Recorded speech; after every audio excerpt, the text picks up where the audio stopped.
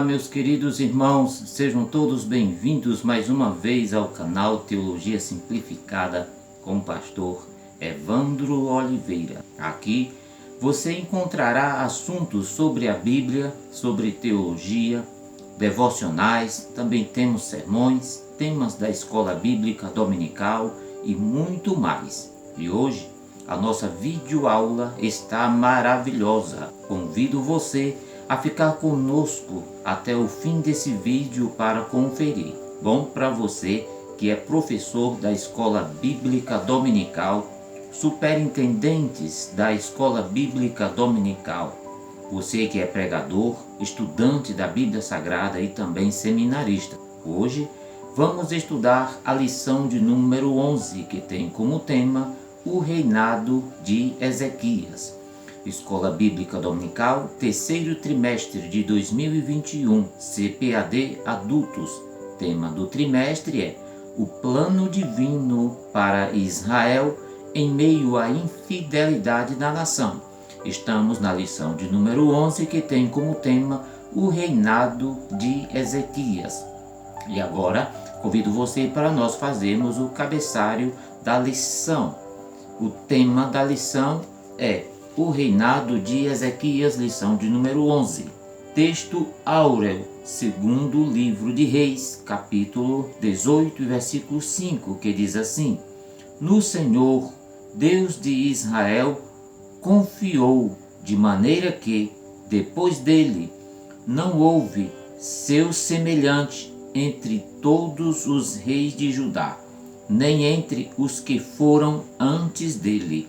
A verdade prática diz assim: Deus sempre ouve e guarda os sinceros de coração, que o obedecem e procuram agradá-lo. Leitura bíblica em classe se encontra no segundo livro de Reis, capítulo de número 18 e também capítulo de número 19. Vamos agora para o objetivo geral. O objetivo geral é asseverar que o Senhor ouve a oração dos que o temem. Objetivos específicos. Lembro aos professores que os objetivos específicos referem-se ao que o professor deve atingir em cada tópico. Por exemplo, o objetivo 1 refere-se ao tópico 1, com os seus respectivos subtópicos. É interessante observar esses detalhes. Então vamos agora para os objetivos específicos, que são 3. Primeiro objetivo é apresentar o íntegro reinado de Ezequias. Segundo ponto, sinalizar as afrontas de Senaqueribe. E no terceiro ponto nós vamos estudar o fim de Senaqueribe. Muito bem, agora vamos para o esboço da lição. Primeiro ponto, nós vamos estudar o justo reinado de Ezequias. No segundo ponto, Senaqueribe invade Judá. E no terceiro ponto, nós vamos estudar a oração do rei e o livramento do Senhor. Quem foi Ezequias? Qual foi a lição deixada por Ezequias? Qual profeta foi contemporâneo de Ezequias? Quais as consequências das ameaças de Senaqueribe, rei da Assíria? Pois bem, estaremos respondendo estas perguntas agora.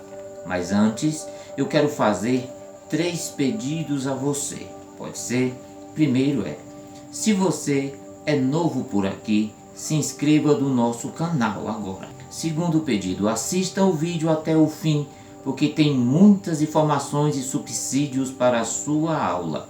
E terceiro pedido, ative o sininho de notificações. Fazendo essas 3 coisas, você estará ajudando o nosso canal a produzir mais subsídios para a sua aula. Então, vamos para a nossa videoaula. Primeiro ponto, o justo reinado de Ezequias. O nome significa Javé fortalece ou Jeová fortalece. Ele era filho de Acás, foi o 12º rei de Judá. Aos 25 anos assumiu o trono. Foi um monarca temente a Deus em sua jornada como um dos homens mais importantes de Israel. Veja, irmãos, que ele buscou seguir os passos do rei Davi. Porém, inconformado com a situação de miséria do povo causada pelo seu antecessor, que cometeu uma série de abominações, veja o que fez o rei Ezequias. No primeiro mês do seu reinado, ele abriu as portas do templo e as reparou. Reintegrou os sacerdotes e os levitas ao seu ministério e também reinstituiu a celebração da Páscoa. Além disso, extinguiu a idolatria em Judá. Trabalhou pela reforma, disciplina, limpeza e santificação. Isso está no segundo livro de Crônicas, capítulo 29, versículos de número 1 até o versículo de número 7. Diz assim a palavra do Senhor. Ezequias tinha 25 anos de idade quando começou a reinar e reinou 29 anos em Jerusalém. O nome de sua mãe era Abia, filha de Zacarias. Ele fez o que o Senhor aprova, tal como tinha feito Davi, seu antecessor. No primeiro mês do primeiro ano do seu reinado, ele reabriu as portas do templo do Senhor e as consertou. Convocou os sacerdotes e os levitas, reuniu-os na praça que fica no lado leste e disse: escutem-me, levitas, consagrem-se agora e consagrem o templo do Senhor, o Deus de seus antepassados. Retirem tudo o que é impuro do santuário. Nossos pais foram infiéis, fizeram o que o Senhor, o nosso Deus, reprova e o abandonaram. Desviaram o rosto do local da habitação do Senhor e deram-lhe as costas. Também fecharam as portas do pórtico e apagaram as lâmpadas. Não queimaram incenso, nem apresentaram holocausto no santuário para o Deus de Israel. Segundo o livro de Crônicas, capítulo 29, versículos de número 1 até o versículo de número 7. Muito bem, meus queridos irmãos, feito essa leitura, agora veja que ao longo de seu reinado de 29 anos, o rei Ezequias precisou da força de Deus para levar a cabo todas as suas realizações, assim como os reis Asa, Josafá e Josias. Ezequias seguiu o exemplo do rei Davi. Apesar de não ter sido perfeito, Ezequias procurou obedecer e agradar ao Senhor. Você sabe o que ele fez? Olha isso, ele removeu de fato os altos e deu fim à idolatria. Restaurou a adoração no templo e incentivou o povo, tanto de Judá quanto de Israel, a ir ao templo em Jerusalém para adorar o Senhor. Agora, irmãos, é bom observar que a sequência dos acontecimentos na vida de Ezequias, conforme se encontra registrada nas Escrituras, não é estritamente cronológica, e é bom que o professor observe essas questões cronológicas. A maioria dos estudiosos concorda que os acontecimentos ocorridos em Isaías capítulo 38 e 39, a enfermidade do rei e sua recepção para os embaixadores babilônios, na verdade, é anterior à invasão da Assíria, que está registrado nos capítulos 36 a 37.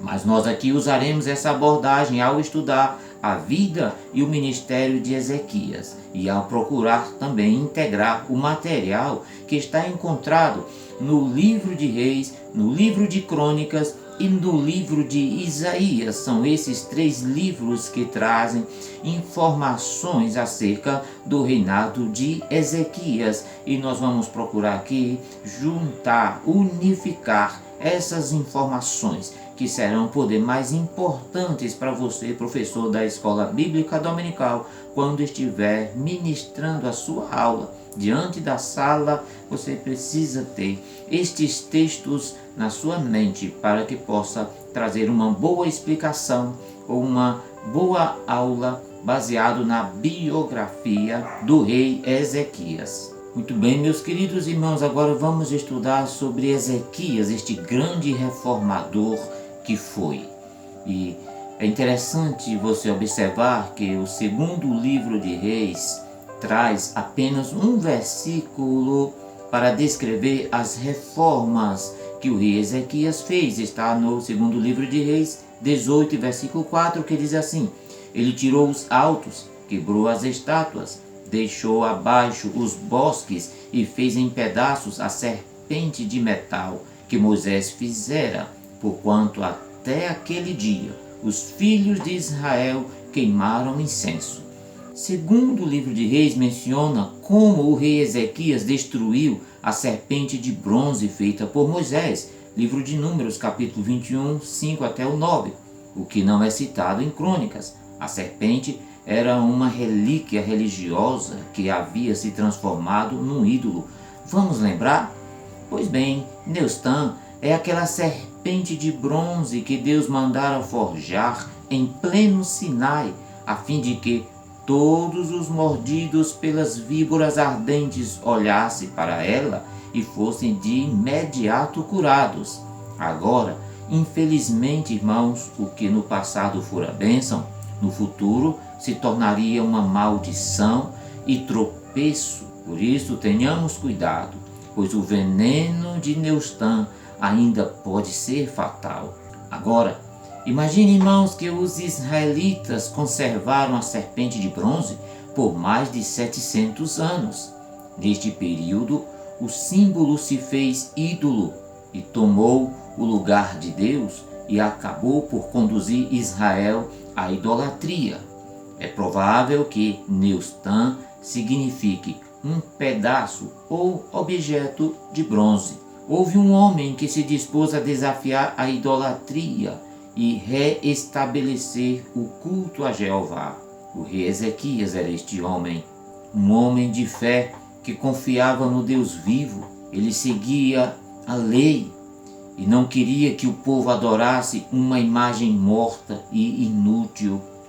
Ezequias ordenou que os sacerdotes se santificassem a fim de purificar o templo e restaurar o culto conforme o Senhor havia ordenado por intermédio de Moisés. O abandono da adoração no templo pelo povo do Reino do Norte havia levado ao seu cativeiro, e a profanação e o descaso com o templo por Acás, rei de Judá, havia trazido uma disciplina tão forte sobre o reino de Judá, inclusive invasões pela Síria, Edom e Filistia. O culto no templo era a essência do povo de Israel, e se isso não estivesse em ordem, todo o resto estaria errado. Agora, irmãos, o rei Ezequias não se interessava meramente por um projeto de faxina, pois o desejo de seu coração não era apenas reconsagrar o templo e o povo, mas também fazer uma aliança com o Senhor. Diz assim o versículo de número 10 do capítulo 29 do segundo livro de Crônicas: pretendo, pois, agora fazer uma aliança com o Senhor. Olha que coisa maravilhosa. E ele ainda diz: o Deus de Israel, para que o fogo da sua ira se afaste de nós. E é também bom observar que os versículos de número 12 a 14 citam nomes de 14 líderes, os quais deram o exemplo e tomaram a frente no recomeço do ministério no templo. E isso nos ensina, queridos irmãos, se os líderes espirituais não estiverem com a vida em ordem diante de Deus, como Ele abençoará o povo? No primeiro dia do primeiro mês, começaram a purificar o templo, começando pelo Santo dos Santos e o santuário. Levaram para fora todo o lixo acumulado e os restos dos cultos idólatras. Carregaram tudo até o vale de Cedron e lá queimaram toda essa imundície. Os levitas Também purificaram os recipientes e utensílios usados no culto e no templo e os colocaram em seus respectivos lugares. Agora veja isso, queridos irmãos, foram necessários 16 dias para completar este trabalho árduo. Porém, Ezequias realizou uma grande celebração de Páscoa no segundo mês. E eu peço que você leia o capítulo 30 do segundo livro de Crônicas, porque lá você vai ter muitas informações sobre esta grande festa, sobre esta grande celebração da Páscoa, trazendo um verdadeiro avivamento para a nação de Judá. E isso nos ensina, queridos irmãos, que se desejamos ter um reavivamento na obra do Senhor, devemos começar com a purificação. Infelizmente, ao longo dos anos, indivíduos e igrejas podem acumular um bocado de lixo religioso, ao mesmo tempo que ignoram os elementos mais essenciais da adoração espiritual. Não experimentamos novas bênçãos do Senhor fazendo algo singular ou inédito, mas sim voltando para as coisas antigas, entre aspas, e fazendo-as com muita dedicação. Se confessarmos os nossos pecados, se acendermos as lâmpadas e se queimarmos o incenso, se nos oferecermos como sacrifícios vivos, o Senhor enviará a sua bênção. Louvado seja o nome do Senhor. Amém, meus queridos irmãos? Podemos ir ao segundo ponto da nossa lição? Muito bem, o segundo ponto da nossa lição fala sobre Senaqueribe, que vai invadir o reino de Judá. É importante, irmãos, lembrar nesse ponto da lição que o império da Assíria estava em crescimento. Ele havia invadido várias nações do Oriente Médio, inclusive Israel, que fora levada para o cativeiro. Isso estudamos na aula passada e nós temos um vídeo exclusivo falando sobre o cativeiro do Reino do Norte, o Reino de Israel. Você pode consultar este vídeo quando puder na nossa playlist. Este vídeo está muito bom. Veja que ao ser confrontado pelo rei da Assíria, Senaqueribe, o rei Ezequias fez um clamor para que o Senhor livrasse o seu povo da destruição. Você vai encontrar isso no segundo livro de Reis, capítulo 19, versículo 14 até o versículo de número 19. Sabe o que foi que o rei fez? O rei Ezequias foi consultar o profeta Isaías. Isaías capítulo 37, versículos de número 1 até o versículo de número 7. Diz-nos assim a palavra do Senhor. Quando o rei Ezequias soube disso, rasgou suas vestes, vestiu pano de saco e entrou no templo do Senhor.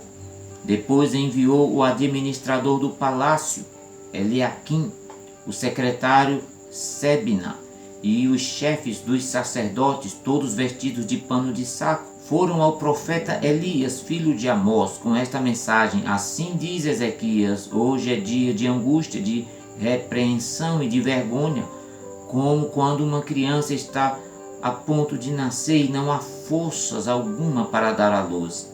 Talvez o Senhor, o seu Deus, ouça as palavras do comandante de campo, a quem o seu senhor, o rei da Assíria, enviou para zombar do Deus vivo, e que o Senhor, o seu Deus, o repreenda pelas palavras que ouviu. Portanto, ore pelo remanescente que ainda sobrevive.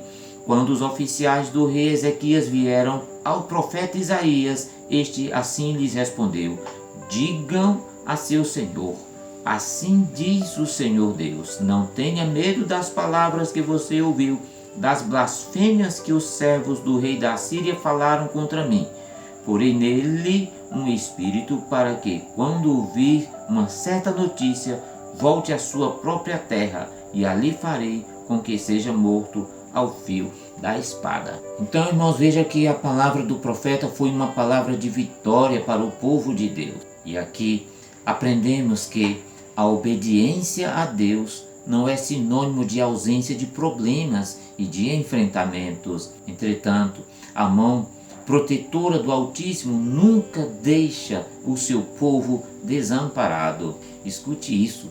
Todos foram salvos de um cerco em Jerusalém após a interferência de um anjo enviado por Deus. Durante aquela noite, 185.000 homens do exército inimigo foram exterminados, segundo o livro de Reis, capítulo 19, versículo 35.